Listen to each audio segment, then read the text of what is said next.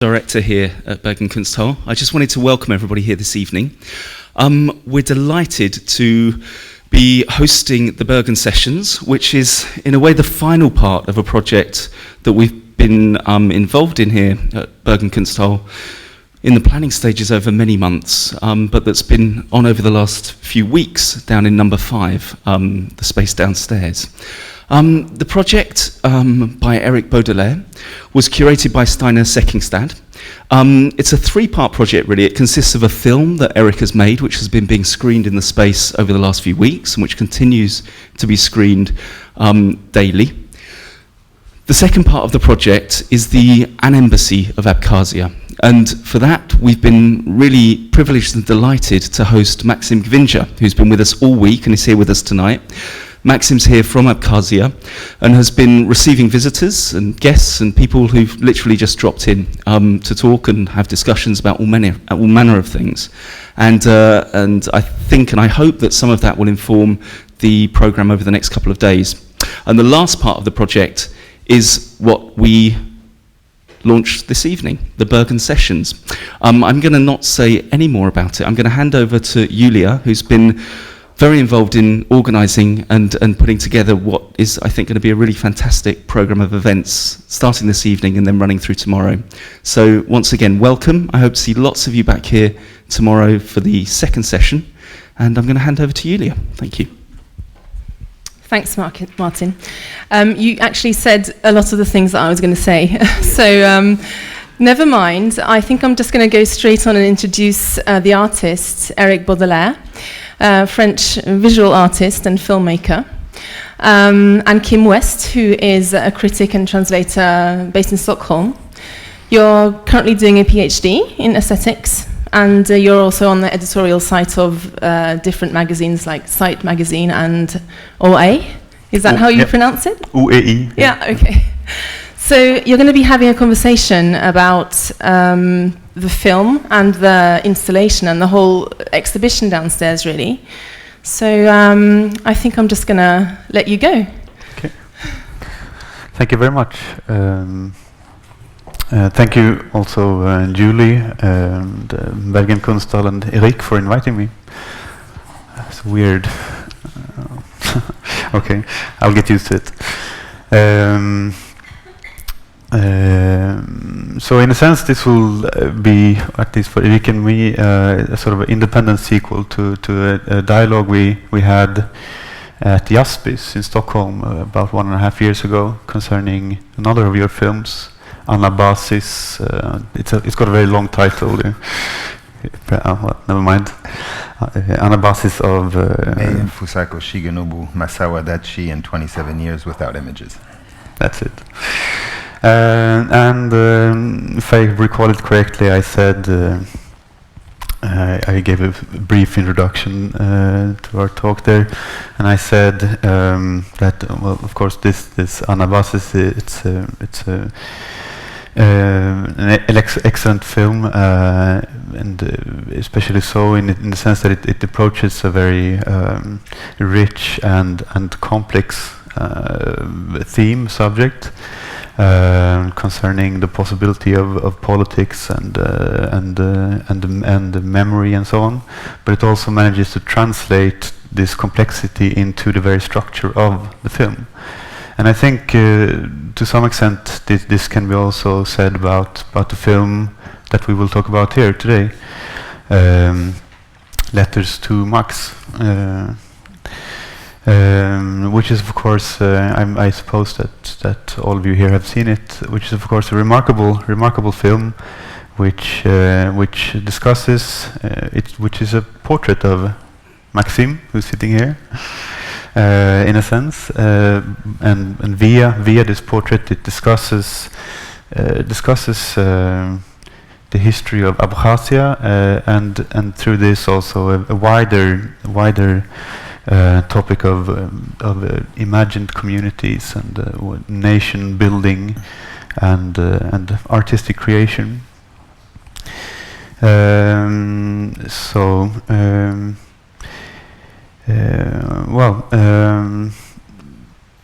To begin with, then, And I think, in a sense, as I said to Eric right before we sat down, in a sense, an alternative title to the film, or perhaps a possible subtitle to the film, could have been "Birth of a Nation," with reference, of course, to Griffith, classical film, but at the same time, it's the opposite of Birth of a Nation. It's the very opposite of a film that would glorify the heroic narrative of the creation of a nation. It's instead a film that attempts to present an image of the complexity of this political event. But okay, I won't speak any longer. But instead let Eric speak. One fundamental thing about this film is that it's an epistolary film, we could say. It's based on letters.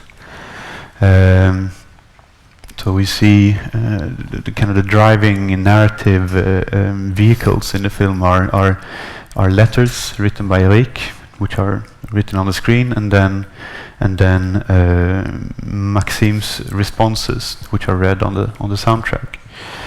And of course, this creates an intricate structure. And I wonder if you could just, to begin with, just kind of lay out the structure of this film, of this epistolary structure. The epistolary structure of the film, I think, comes from the fact that this is really the third, perhaps, attempt at addressing this question in Abkhazia for me. And so it's been an ongoing project for almost 15 years now, which started, and I want to just talk a little bit about the history of the project, because then I think you'll understand why we get to sending letters. But the project really started almost 15 years ago, I think in London, when a friend of mine, Leon Colm, who's sitting next to Max, and who is teaching at university in London and is one of the specialists of post-Soviet conflicts, and who had written extensively about post-Soviet conflicts. And I think one night he says, you know, there are these places in the former Soviet Union that are not on the map. They're self-declared nations. There's several of them, and they're interesting.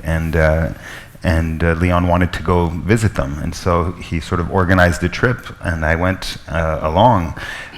Leon as a writer, and at the time I was mostly beginning as an artist, as a photographer.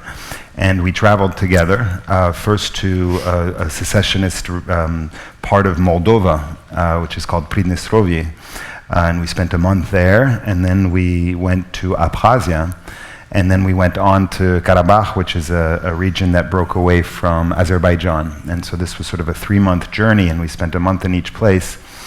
And when Leon and I arrived in Abkhazia in July 2000, at the time it was a much more difficult place to get to than today.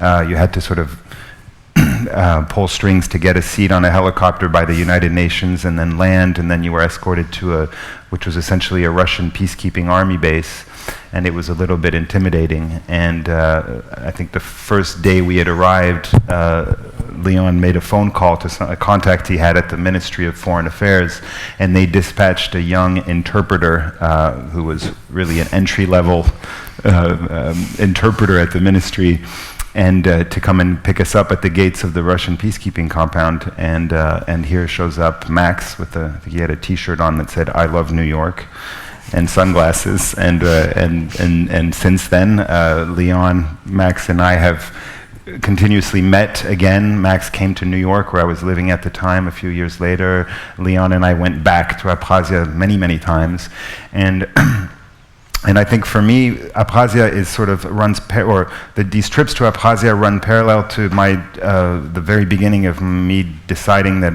I wanted to find some kind of visual language to deal with, to create forms visually. And so I was starting out as a photographer and really failing at doing anything for a very long time, because I think the pictures of the very first trip in Abkhazia were really like trying to figure out how do you make an image out of a very complicated question and very complicated situation. And made thousands of images, none of which were ever published or shown. And then going back for several times and trying different approaches, eventually making very large color images. And over the course of all this time, Max is also sort of evolving in his life, and he has gone from being the interpreter to being, the deputy to being the deputy to being the vice foreign minister. And in 2010, Max is appointed Minister of Foreign Affairs, so he's made it to the top of the ministry in charge of developing foreign relations of a nation that has had no foreign relations in an official sense for many, many years. And then when Max lost his job due to a government shakeup, I was trying to think in my mind, how do you sort of, after all these years and all these trips and all these discussions with Leon, what is this state? How does this function? How do we, for Leon, how do we write about it? For me, how do I photograph it? For Max, how does he build it? How do we sort of go back to the zero and start again this question? And so I wrote him a letter, which is really the simplest form of beginning a new exchange. And obviously, I could have sent him an email, or I could have maybe sent him a text message. But the point of the letter was that France does not recognize Abkhazia. There is no official link whatsoever between France and Abkhazia. And so what happens if you put a letter in a government institution of the postal system, what happens to that letter? And my thought was that the letter would just come back, 3 days later with a stamp on it that says, we can't find the name of this country in the computer. We're afraid you have a mistaken address. But obviously, the letter didn't come back, and honestly, I just kind of forgot about it for weeks. And then when it came back in the form of an email from Max saying, I got your letter, but I can't write you back because the postal system doesn't work the other way.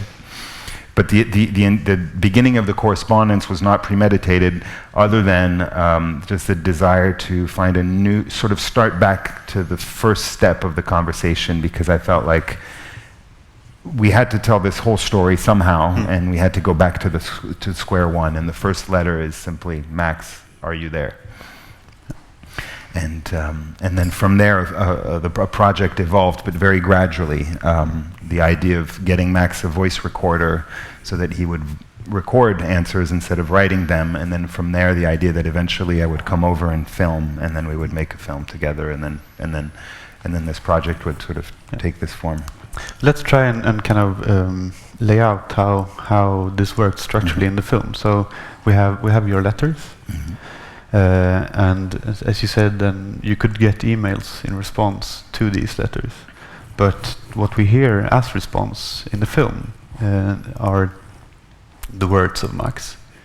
But when did you get these? When did you get access to these recordings? Was this kind of my question is this: was there a dialogue, or was it kind of two one-way conversations in a sense?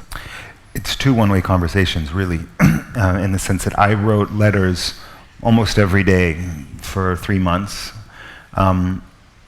It wouldn't have been possible to do, so it's almost like two monologues happening simultaneously. One of them is blind, and Max is receiving the letters in a chaotic order, because not all the letters get there. So they sometimes arrive in the wrong order, and sometimes you probably received a package of 5 letters or something. But there's a continuity in my letters, because it's almost like I am sort of closing my eyes and thinking, if we go back to the very beginning, how do you unpack the many questions that I have and the many things that we would need to cover in order to tell this story? And so every day I would just arrive at the studio and say, what's the next logical, where do we take this conversation? But I'm not hearing anything from Max. Partially it's a decision to say, it's more interesting for me to just sort of spell out everything, but I've known Max for 12 or 13 years by the time I'm starting the letters, and we've had many conversations, so I can imagine where this is going to take him. But there's no reason, I didn't want to get the responses because it would have been, first of all, they would have been like a 12-week difference between, the letters take 10 or 12 weeks to get there. And so it was easier for me to just continue to progress with the questions, and then months later, I get a big WeTransfer, in the mail from Max, and he sent me like the first 20 answers. But I didn't really listen to them entirely until this past summer. And in July and August, I listened to them, and there was, it's almost 6 hours of recordings. And then in September, I was in Abkhazia with a camera. But and maybe this is something that Max and Leon will bring up, discuss tomorrow. But I think it would be interesting to talk about this process of what it's like, what it feels like to receive, and it's from a listener's standpoint, it almost feels like a sort of like I'm prompting you for a form of psychoanalysis that you're going to perform on your own in your couch with your microphone and sort of talking to yourself for 6 months before we actually have a conversation. But we could say at least that you had an imaginary dialogue with Max, and this is what in a sense is recorded as kind of your voice in the film. Yeah, I mean, of course, this epistolary structure then creates a peculiar structure of the film itself. I mean, we have your letters addressed to Max, but you don't have access to his replies yet, and we have Max's voice, which functions as a voiceover to images, but images that he doesn't know, right? Because you haven't shot them yet, and so we have kind of semi-autonomous tracks. So what I'm getting at is simply this epistolary form implies also a certain aesthetic structure, a certain formal structure of the film. We spoke about this earlier, about possible, let's say, models and so on. I mean, in a sense, it's an essay film, and if you would think of who would be the obvious essay filmmaker who works with epistolary. In an epistolary form, it would be Chris Marker. And so I wonder simply, is there some kind of more aesthetic or artistic reflection in the choice of this very structure, apart from the fact that this was a pragmatic kind of form for you to reestablish a dialogue? I mean, was there also already at the outset an idea of how you would structure the film? I think there's a few things. One is that there was a feeling that there was something sort of allegorically productive about the letter structure for this discussion, because it's almost like the disjointedness of a conversation that's held over 6 months without, in a one-way exchange for a while in two different media, because I'm writing and he's speaking, and yet and we don't have any interaction, in a way is sort of allegorically similar to how Abkhazia can exist in a parallel world to other nations without official dialogue. And so maybe metaphorically that would create something that the project would be fed from. And the second thing is that I have a recurrent interest in correspondence in a lot of the work. There was a correspondence an email correspondence at the basis of the film. My first long film, Anabasis, is based on a protocol that is established in a deal that I make with the subject of the film, when we basically agree on a transaction, his story versus my images. And the email on screen is something that I had already experimented with there. And I've done a number of other projects I've had, that are correspondence based. I had a correspondence with the former British prime ministers about a very specific aspect of British political history.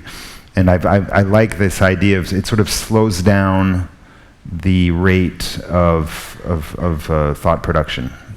Just to when it's done through a correspondence, it's a very different relationship than previous projects where I've sat and interviewed somebody to create the voiceover. It gives us 6 months to structure the thinking. And the other thing I would say is that it's funny because I never would have thought, maybe 5 years ago that I would do films with voiceover, because I don't think I'm enamored with the concept of voiceover. Commentary in the form of an essay film by somebody like Chris Marker, for me, is something that I don't think I will ever do, simply because I think Chris Marker does commentary so well that I don't really see any way to write and then read my own text on top of my own images. And so I sort of made a decision that I would use the material of the subject in these films. In the past 3 films, the voiceover is never written by me. It's structured by me in the way I ask the questions, and it's then restructured at the editing station when I'm cutting the film. But the content is not mine, it's the subject's. And then there's this question of disjointedness of what is spoken and what is seen that interests me a lot. Yeah, of course. I mean, and it is parallel, of course, of the structure of letter writing, which is the separation between voice and body. I mean, that's what corresponding via letters that's it. That's what it does. Okay, but lingering on this question just a little bit. Of course, I mean, as you said, you don't want to make a traditional voiceover essay film or documentary, and in a sense, of course, the epistolary structure does exactly this. I mean, if we would somehow imagine somehow a generic documentary film or something, you would have a voiceover which somehow leads the narrative, which kind of assumes authority and somehow directs the attention of the spectator. Here and somehow where the image then would be subjected to the commentary, or there could be other modes of relationship, of course, image text, but still somehow a one-way and kind of simple relationship. What you create with this epistolary structure is to create a certain uncertainty in the relationship between word and image. In a sense that, for example, we never know exactly to what extent certain words actually correspond to the images we see. You open up a space of uncertainty here, which is, I would say, a space of reflection, and this is something you play with. I mean, it's not. I wouldn't say that it's a formally very radical film. That is to max, but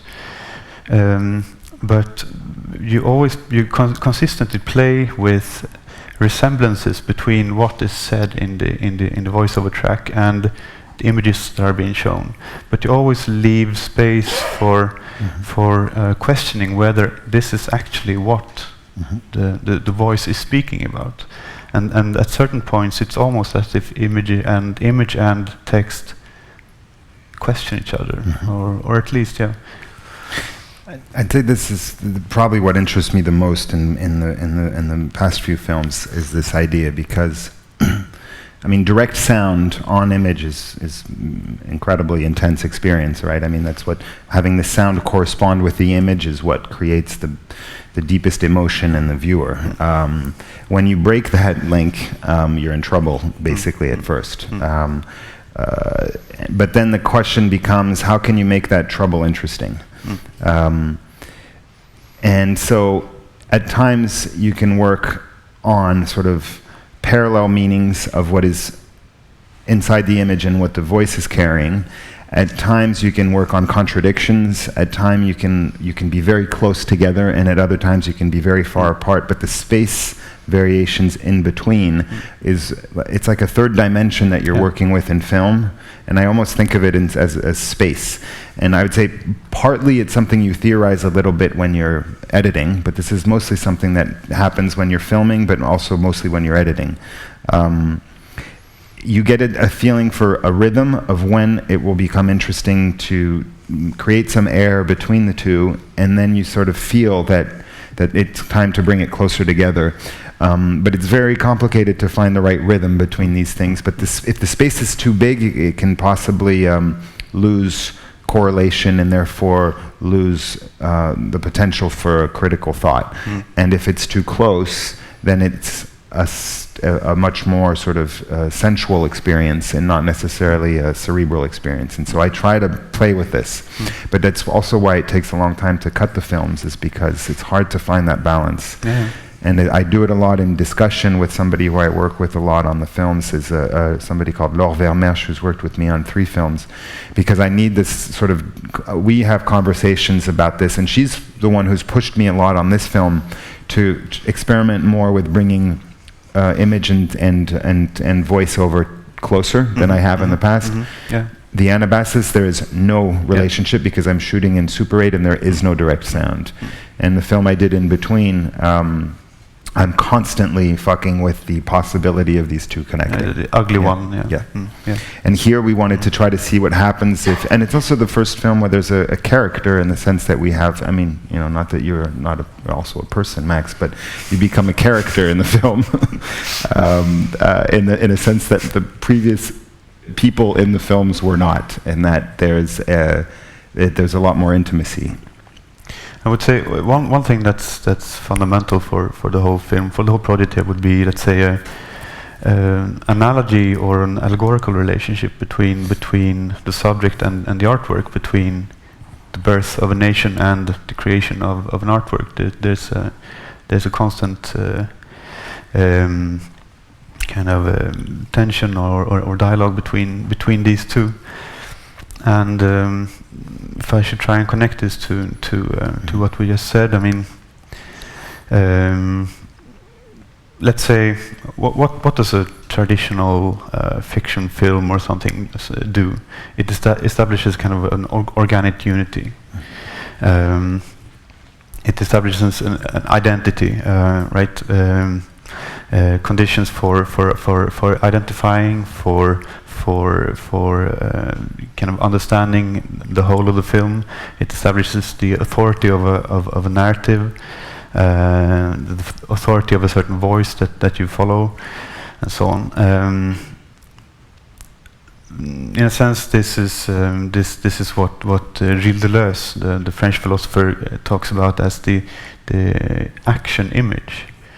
I went back to reading a passage in his one of his film books after having seen your film yesterday, and in fact Deleuze says there that in this small chapter about the action image, this kind of the big organic form for Hollywood filmmaking, he says there that what Hollywood has been doing ever since the beginning has been to shoot and reshoot Birth of a Nation.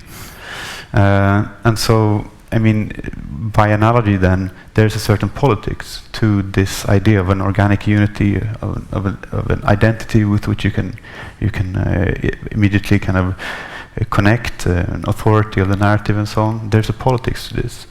And if we would place your kind of version of this, your way of dissolving this unity, of dismantling this authority, is there a politics to this form? It's a very difficult question, but I would say that also there's sort of the radically different scope, right? Because in Griffith's film, it's all about the large tableau. It's the Birth of the Nation as this sort of gargantuan project, this enormous project that is filmed with great ambition and its width and its the number of, you know, and the sets and the characters, and in a way this is sort of the radically opposite form where it's the birth of a nation through the portrait of a single person, and it's not the founder or the first president of Abkhazia. You know, if you could do the story of Abkhazia through the story of Abdzimba, who was the leader of the independence movement, who was then the leader during wartime, and then who was the first president, and then it would be your sort of George Washington situation. But Max was 16 when the war started, and it's sort of a second generation of state founders in a way. And it's really looking at trying to see what the speech of a single person participant will tell us about the individual relationship to a state that one is involved in fabricating. And then I'm probably not answering the ambition of your question, but I would say that and the relationship between the artwork and the creation of an artwork and the creation of a state. I mean, I think this is something Leon and I talked a lot about during our trips over there, which is, what gives... The paradox of Abkhazia, to say things incredibly simply, is that it exists and it does not exist. It depends on what definition of statehood you want to use. A strict definition, the state only exists in relationship to its recognition by others, because a state is a protocol. It's not a physical object. It's a statute, and that statute cannot be self-declared. It can only be conferred by others. So it's essentially like saying, you only exist if we all agree that you exist.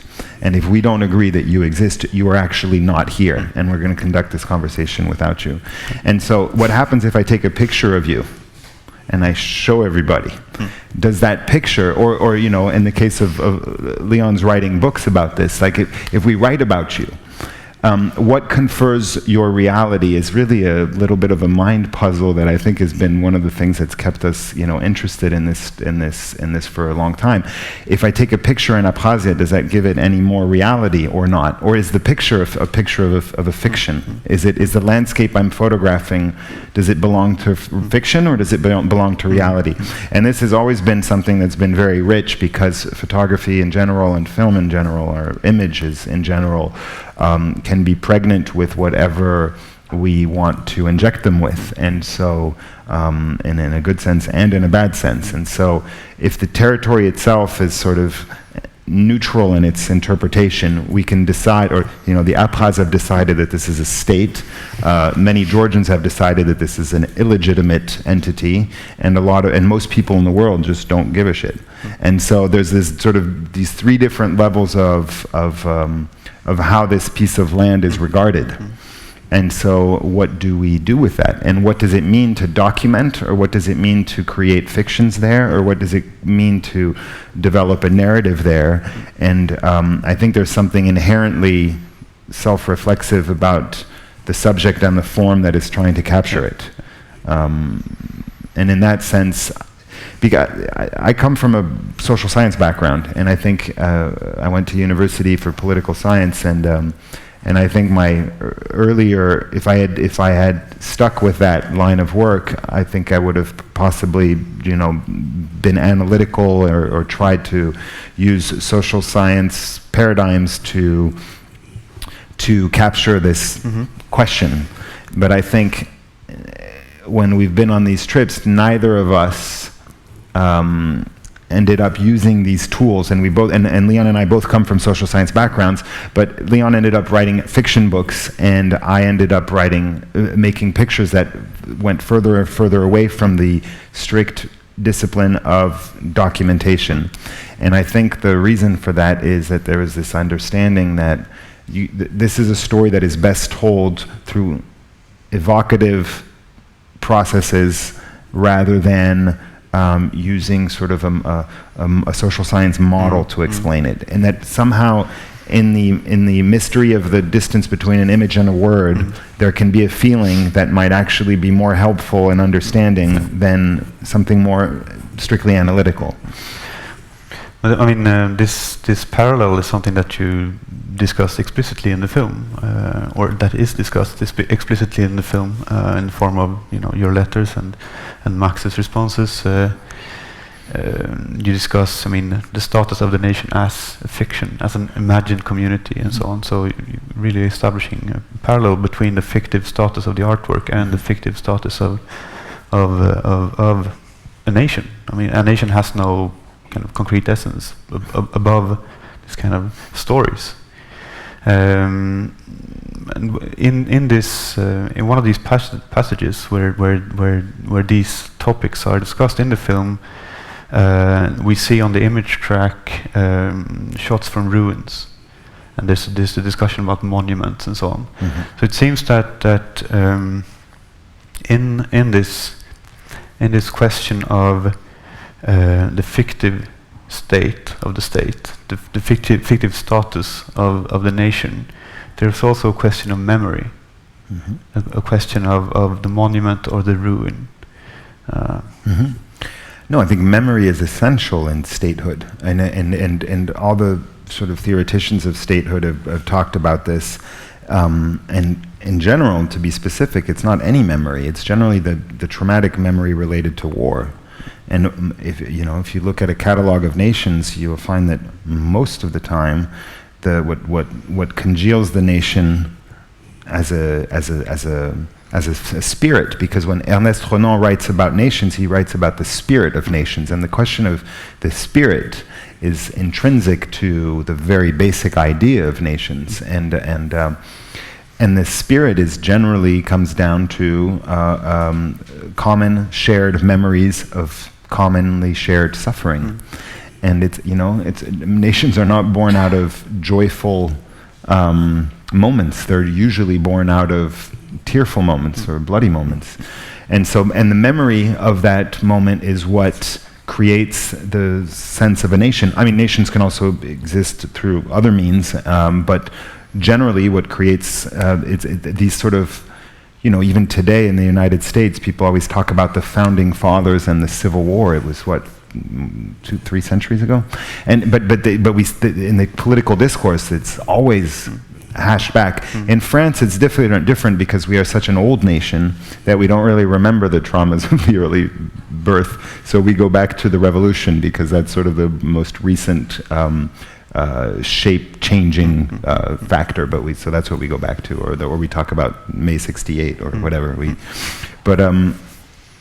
So memory is extremely important, but I also wanted to say that the symbolics are also extremely important, and partially I wouldn't mind talking about sort of the other three aspects of the exhibition, because it's really not a film, it's an exhibition. And that's important. Max's presence here I'd say it's a three-legged project, simply because we've been discussing this idea of what do you make with this story? How do you unpack all the different layers of what's at stake here? And I don't think there's a single medium that functions to relay this. And so the best solution we came up with was a series of invitations as a way of opening up the conversation. And so when the Kunsthall invited me here, I invited myself to make a film. That was one invitation with Max. The second invitation was to invite Max to come here, and simultaneously, for a few weeks, he was in Paris in the art center Béton Salon as well. And then next year he will be in Brussels and then in San Francisco. And the invitation there is to put a piece of Scotch tape on the floor, a square, a pink, orange square of tape, and decide that within that space, which is normally a space devoted to art, this will be transformed into what we called an embassy. It's not an embassy because it has absolutely no political reality. Max is not mandated by anybody, and we do not have the power or authority to mandate him. But it looks like an embassy in the sense that there's an ambassador there, and people are invited to come and discuss. And the content of that conversation is not recorded. It's not part of a work. It's just a conversation where it's a two-way conversation. I think Max receives something from this conversation, and whoever is sitting across the table from him is receiving something as well. And that exchange, I think, is equally important in terms of what this project is. And the third leg of the project, and also just all the ramifications there. What does it mean to create this space, and what are the problems that this space creates for different people, including a Georgian who perhaps would completely contest the legitimacy of this entity, and that discussion is part of the project. And these discussions that we're going to have throughout the day tomorrow, I think, are important as well, because I think it has to be a space of discussion. and there's nothing authoritative can come out of any form, because it's there are no resolved questions, I think, in this notion of the Secession Sessions. Anything that can be raised or claimed can be faced with a counterclaim, or for Abkhazia, secession was perhaps salvation. For Georgia, it was a traumatic severing of a part of their country. For France, secession is a problematic issue because we have secessionist movements in Corsica, in Brittany, and France is built on a mosaic of different cultures that it has mostly homogenized. And occasionally bombs go off and people say we want out of this. And so states in general do not look kindly upon any form of secession. And in many ways, there are good reasons for that. And so this is all the matter that we should be discussing in the next day, and that I hope the project raises. Yeah. Well, I'd like to return to the film because, well, it's what I'm familiar with. I've seen it 3 times over the last couple of days, and I've only spent a little moment here at Bergen Kunsthall. But in a sense, I was going to approach this question more like an open question for you concerning the significance of the spatial kind of arrangement here, but through the discussion of how you approach, let's say, the fact that you're doing a film which is about Abkhazia, about this peculiar status of the nation and so on, which is reflected in how you choose to approach the subject. But the film is also a portrait of a person, Maxime, who's sitting right here. And I mean, this kind of political portrait is of course a sort of a genre, with established conventions and so on, and it defines a specific perspective for the film, that we see these questions via Maxime. And so, of course, this is, in one sense, this is problematic. I mean, right? We approach a big, complex political issue, but from one perspective. Not necessarily a bad perspective, but one perspective, at the cost of, many possible other perspectives. And this, I would say, is let's say, a fundamental structural concern for the film. Question to which the structure of the film somehow attempts to respond. Could you? Well, I think when I gave up the idea of being a social scientist, I also sort of threw away all the basic conventions of many types of sort of strategies of studying situations, which would mean multiple perspectives, balanced testimony. If I were an anthropologist or a journalist, I would be very interested in the multiplicity of perspectives. And I think, and I'm a huge consumer of these types of approaches in books or in films. I like them, but I also don't think that that's what I can contribute to the conversation. I think what I've been trying to do with several works has been, what happens if you take on a highly contentious situation through a single perspective and still try to show the complexity and polemic aspects of this situation, but with a single perspective. And why would you want to do that? Simply because I think there's only 2 choices. Either traditionally documentary will have multiple perspectives and expert opinions. Those are the sort of, that's the recipe, what you have in the kitchen when you're making the documentary. So you put a little bit of, the Israeli perspective, the Palestinian perspective, the Jordanian perspective, and then you wheel out the expert from a university, preferably, and that's supposed to be sort of the objective over, or a specialist or something like that. And I think what I've been interested in doing in the previous, a couple films ago around a terrorist organization, making a film about a group of people who have been working struggling or terrorizing, depending on the perspective, and just having two people extremely close to that movement be the characters, as was the case in the Anabasis. And here it's making a film about Abkhazia without ever giving a voice to a Georgian, which could conceivably be problematic. But I think my idea is that the film remains a portrait of somebody engaged in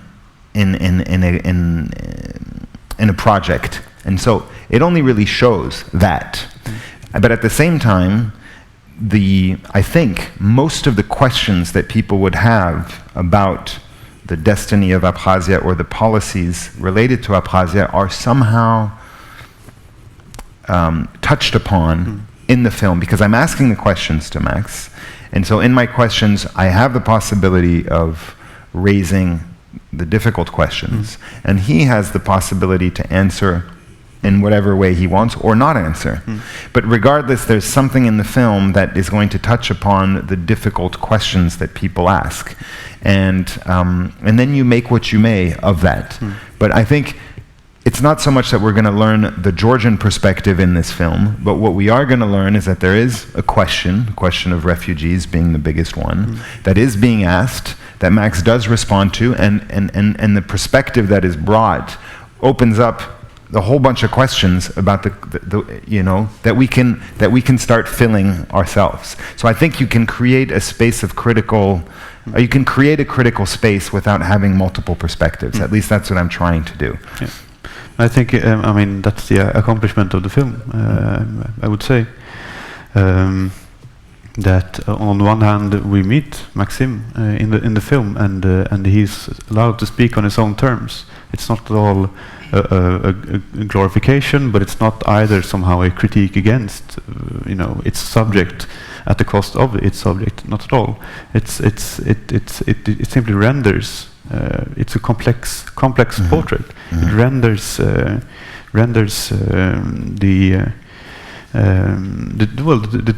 true complexity of the situation to it.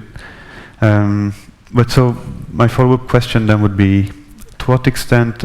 Because this, in a sense, this requires a rather elaborate framework with the letters, with how written word, spoken word, image, and so on. All of these are kind of combined in the narrative.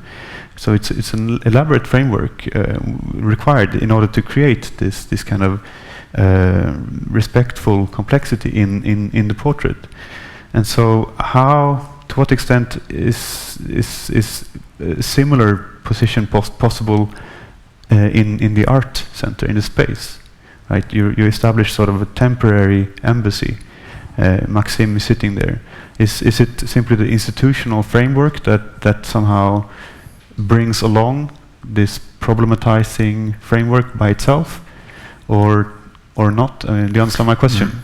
I think there's a few things, right? You could say that on one sense, it's just when you make a painting of something, you suggest that we should question that thing that is being painted, or that we should try to assess what that thing is. And in a way, if you walk downstairs and you see this sort of like taped off space with a desk that's made out of temporary wood, and a man sitting behind that desk with the flag, and you can start thinking about sort of the theatricality of it. You can start thinking about what this means, and then there's just one step away from thinking about how every embassy in the world is exactly the same thing. It's a theatrical production that we all agree upon as the vehicle for communicating between nations. But the first thing that an ambassador does when he or she arrives in a new country is go to see the head of state with a letter from the government that one represents, and gives it to the head of state. And before that transaction has happened, that person is not officially an ambassador. I think it's called the credence letters, les lettres de créance. And so there's this ritual. And so imagine if you're the president of France, and there's 193 states in the world, so you have potentially 193 new ambassadors who have to come and meet you, and every time you have to meet them, and you have to spend 20 minutes exchanging letters. But it's an enormous investment in time and ritual, but we do it because this is what the system is based on. It's based on these sort of rituals that are very theatrical. We could just decide that an email would be sent from, Caracas to Paris, and then the ambassadorship will be official, but it's not done that way. And so I think the proposition downstairs is also just sort of maybe underlining the theatricality of something that we accept, and hopefully then opening up the possibility that we can rethink sort of what is the difference between what Max is doing downstairs and what the Norwegian government does in Turkey or God knows where, and sort of think about there's so many definitions of the state that are commonly used, but Max Weber's definition is the most commonly used, which is that the state is the legitimate monopoly of violence, right? And I'm speaking about the state in the sense of within, not the state in the sense of a community of states, but the state is a legitimate monopoly of violence. And Bourdieu, in his last, in the book that was published posthumously, the French sociologist Bourdieu, he amends this definition by saying it is not just about the legitimacy of violence being monopolized by one entity. He brings in the very important notion of rituals and les rituels, what's the other term? Like the costume that people wear, for example. In France, the mayors wear this red, white, and blue sash around their suits when they go in public events, and all of this codified, ritualized. It's really a semiological project in a way, but this is equally important to the monopoly of violence. And so all we're doing downstairs, in a way, is proposing an exchange of signs, which in our world confers legitimacy to something. But in this instance, it does and it doesn't. Max used to be the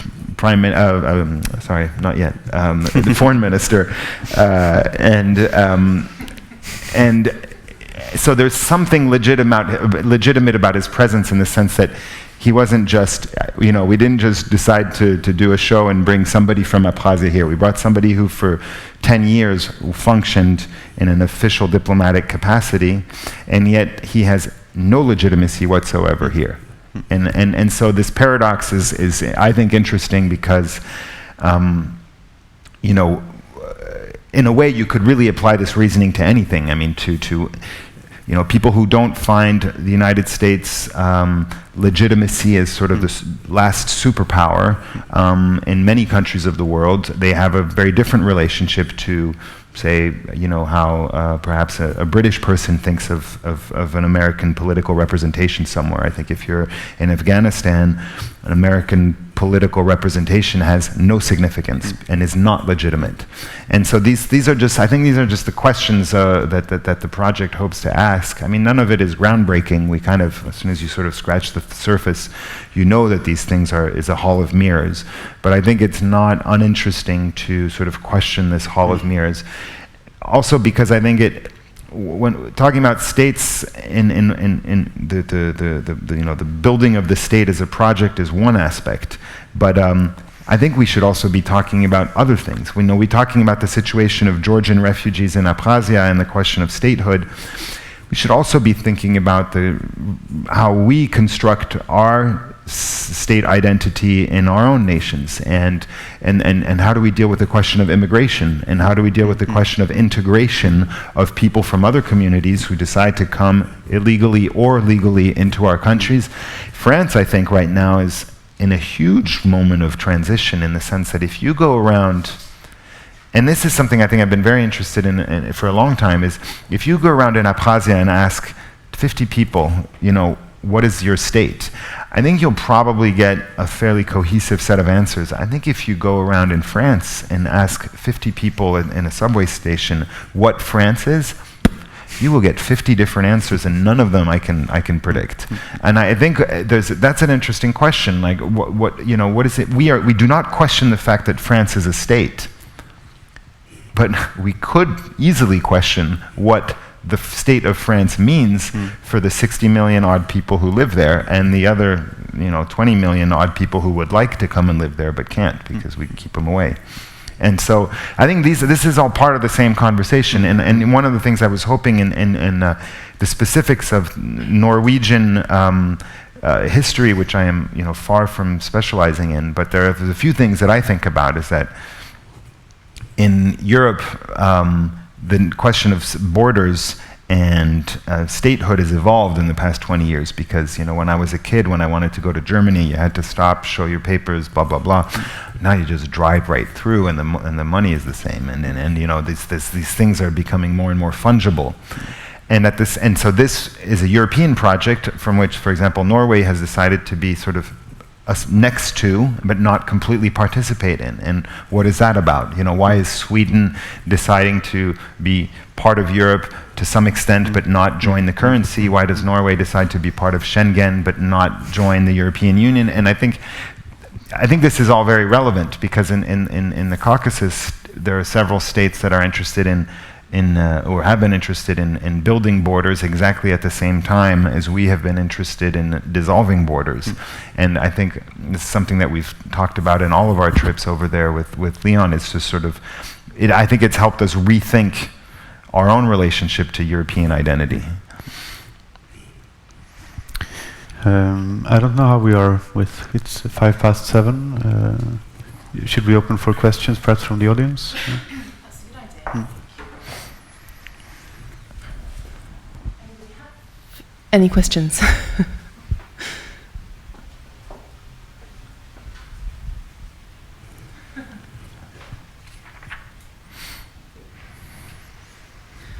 Okay, do you feel that you have finished speaking, or? I have nothing more to add.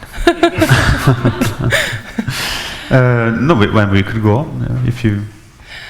Well, I suppose I'm interested in, you were just touching little bits upon it, and you sort of went away from it again, but the whole situation with the whole exhibition downstairs, and the space, and the office space, and the sort of cinema space, which it feels like when you're watching the film down there.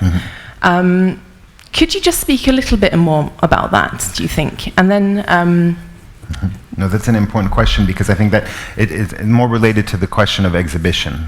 And I think, had we decided to do the show in a very large space, as is the case in Paris right now, I still would have decided to conflate both spaces on top of each other. In other words, I like to think of the exhibition as an exhibition in time and space. In an ideal world, this discussion would also be happening in the same space, but the space downstairs is a little small, so we decided to elevate it. But in Paris, all three functions of the exhibition and the Secession Sessions are happening in the same space, and we use this tape on the floor to sort of demarcate the spaces. And so if you go downstairs, you'll see there's the square where an embassy is, and sort of overlapping with it, there's a Scotch tape that indicates where the chairs can be set out when the space becomes a movie theater. And it's a function of time. In other words, when Max is there, the film is not showing. So the space number 5 becomes an embassy. It's not anything else. The screen is deactivated. It's present, but the function of the space is entirely devoted to that. And then when Max is not there, as has been the case for the past 3 weeks, the space is entirely a movie theater. I mean, essentially, it's just a movie theater. It's not trying to be anything else. There's a letter at the door that you can look at as context, and a book that sums up all the letters. But I was very interested in this idea that there's the 3 layers of the show, including this one here, the discursive one, are 3 propositions to relate to this idea of the Secession Sessions, and that's why it's called the Secession Sessions. It's about there are things in each of these 3 media that you cannot do in the other 2. It's impossible to do it. And I like the idea that perhaps what the contemporary art world or space can offer more than anything else. I can't think of any other sort of context in which you had the freedom to say, we're interested in this problem and we have three different sort of activities or media or projects to unpack it, but they all belong here. You know, I think there's interesting questions. You know, somebody in Paris asked me recently, you know, are you making Max a ready-made? And is this sort of also a ready-made? And you know, maybe Max, you can tell me if you feel like you've been turned into a ready-made. But what I was thinking is that a ready-made is about the object that you are showing changing in status from a urinal. It becomes a sculpture the day Marcel Duchamp puts it 100 years ago on a pedestal and says, this is no longer a urinal, this is a sculpture now, or it's an artwork. Or the same thing with the bottle, what's it called in English? The bottle rack? Yeah, the bottle rack. The bottle rack becomes an artwork. So it's about the transformation of the status of one object into another. I think for me it's exactly the opposite. In other words, you know, nobody's going to walk into the Modern Museet in Stockholm and piss in the urinal. It happened. Okay, well, that does. Well, then that kills my point. No, but I mean, the function is not that you come with your bottle and put it on. You know, if Max was just displayed and we were in behind a glass box, perhaps we could talk about ready-mades. But I think the point here is that Max does what he does. His status has not been transformed. If Max was doing the embassy on a bench in the park, we wouldn't be talking about his status as ready-made. He's doing what he's doing. The status of the space has changed. So that's, if there is a transformation, it's the space that is no longer about looking at pictures on a wall, but about having a political discussion or a historical conversation or a confrontation with Max about whatever. So that's, for me, if there's a transformation, it's that. I thought there was a change in his status as well, since he's not being, well, to some degree he is being Max, but then he is an ambassador, which isn't his official function any longer. It never was. I mean, he never reached that stage. Sorry, Max, you weren't ambassador, really, right? Whereas here you're couched in the, I mean, you have that role, which is a different role to your normal role. And I mean, I guess the question I wanted to ask you was to what extent what was happening in that space between me and Max, the conversation, could be seen as a live art event or a performance, or is it just a natural exchange? Because I really wasn't sure what the modus operandi was when I arrived, or what sort of questions I was meant to ask him. And, you know, was he there just to tell me about his country, which is effectively what we did, or should I follow some kind of a protocol in the way one would if faced with a real ambassador? For starters, he wouldn't give me the time of day. So, you know, this is a luxury. Anyway, long-winded question. Well, no, but maybe Max should answer it. I mean, how different is this from what you did before? It's absolutely same. Everything absolutely same. And you will come to meeting with any other ambassador and it will be absolutely same. And he will make coffee for you because at this time of day his secretary is out or she's not still in the office for some reason. But or it would be absolutely same. How do you know? Have you met many ambassadors? I met many ambassadors in my life. And it was like this. We made coffee ourselves. I went to shop to bring some cake sometimes. It's all the same. It's normal people and normal conversations usually. Right. Because I mean, I was surprised that you actually had to fetch the milk. Because normally there would be someone. You also just. That for you. It's a question of budgets, really. Yeah, it's a budget. With small embassy, with small country, and usually that's what ambassadors used to tell. Oh, our budget is so limited. Yeah. But what about the question of it being a performance or a live art event? Could I kind of cut in? I mean, to what extent do you kind of claim artistic authority or agency over what happens in that room? I don't.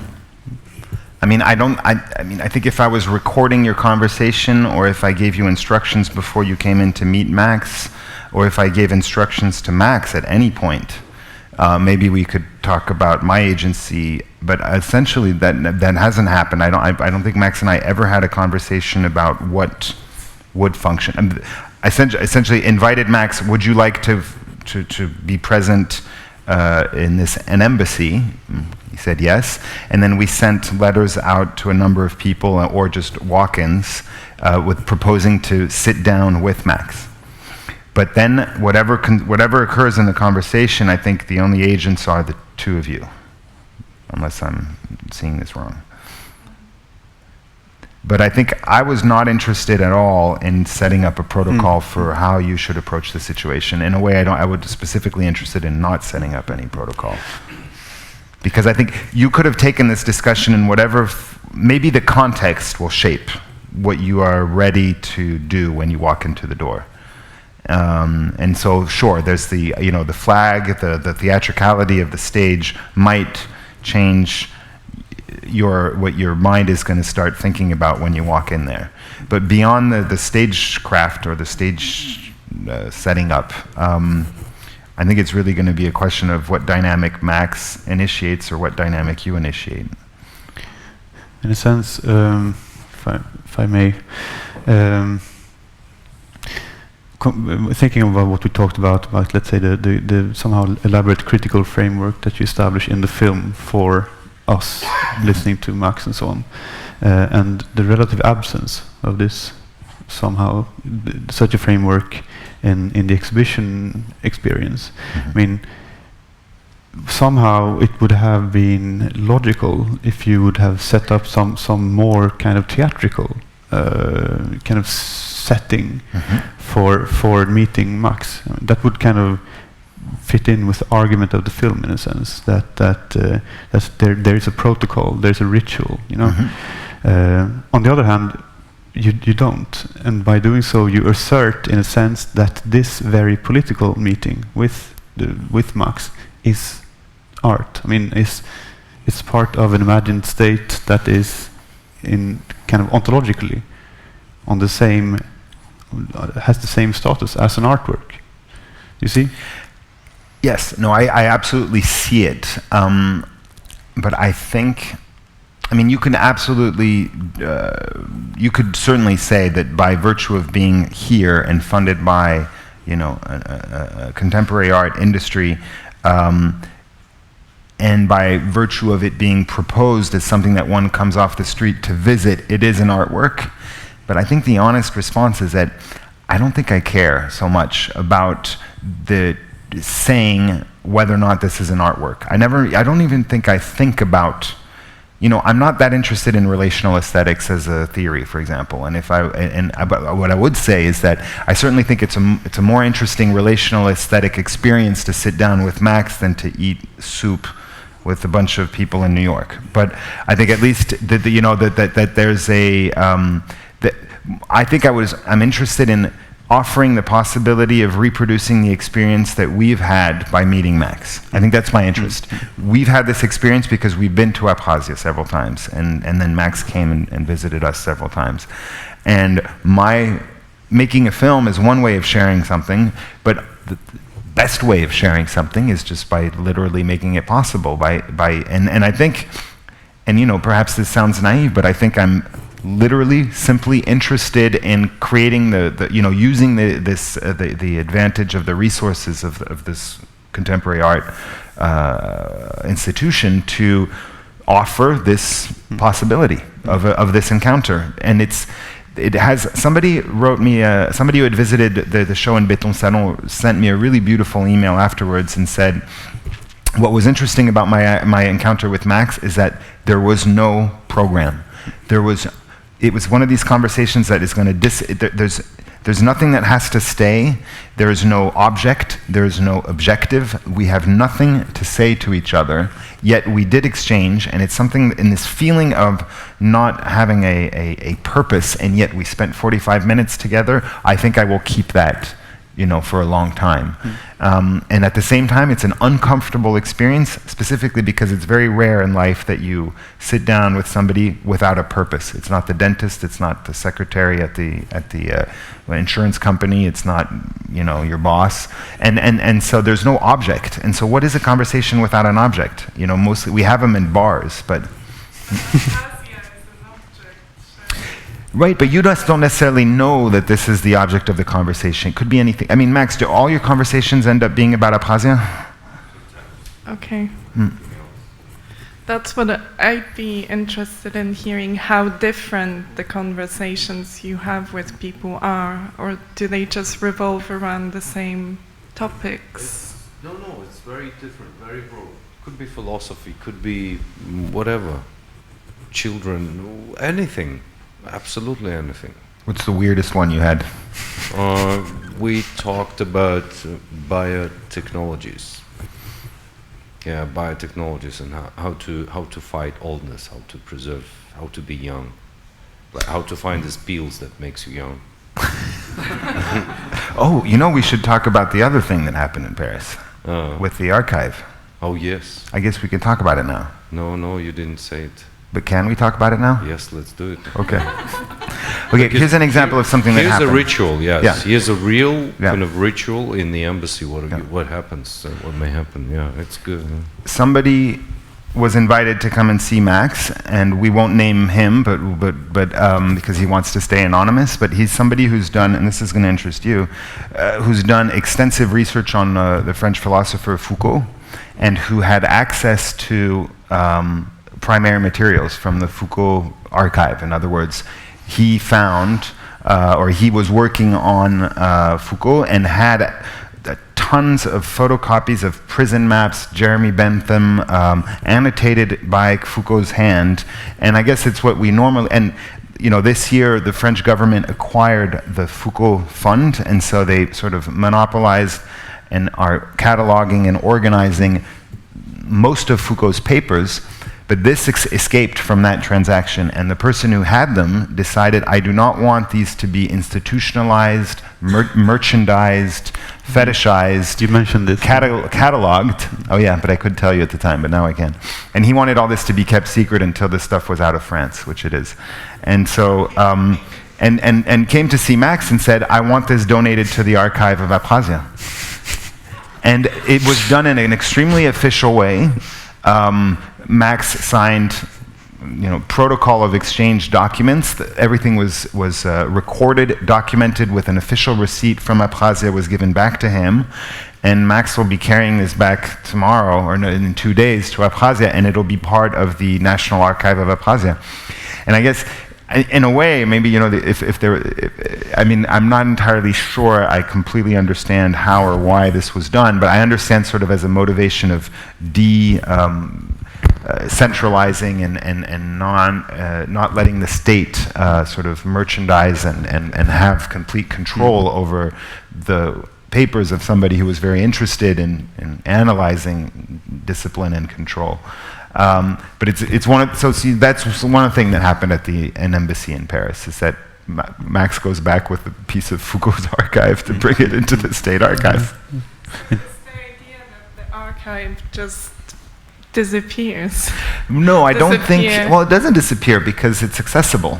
It's a little bit further away than but at the same time, it's very interesting because to access it is another journey than the journey you would normally take. I mean, if you're a researcher from New Zealand, you have to go to Paris and you have to get clearance to get access to the papers through the government. And I guess his wish was just that it should not be monopolized there. It should be disseminated, and it should be another experience to access these papers. So are all these Foucault scholars going to end up in Abkhazia? It's going to be a huge line of business for you in Abkhazia. All these Foucault scholars just lining up.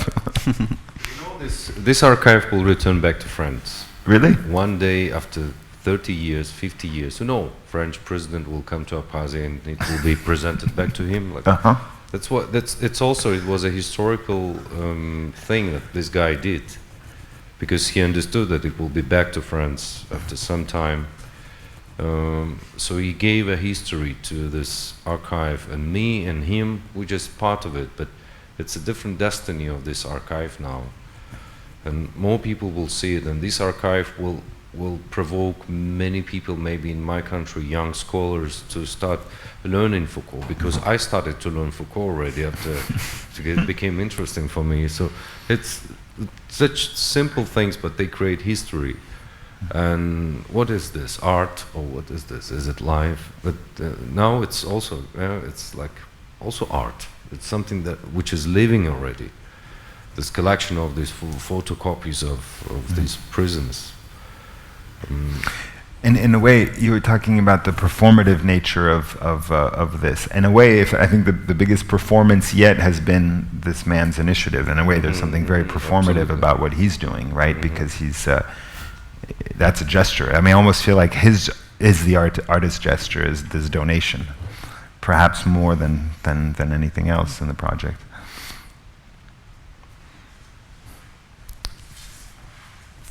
Okay. Are there any more questions? Then just tell me. If not, I think that we can just end this evening's seminar session, and we'll Can continue. I just add one thing? Okay. Max is here for another 24 hours. If anybody here wants to take, steal, borrow national papers, archives, things, you can still give them to Max before he takes the plane. Yeah. They'll be safe in Abkhazia. Good. Well, tomorrow we start again at 10:30, and there's going to be lots of interesting presentations and conversations and discussions. So you're very welcome to come back, and I hope you all do. Thanks for coming. Thanks to you, Kim and Eric.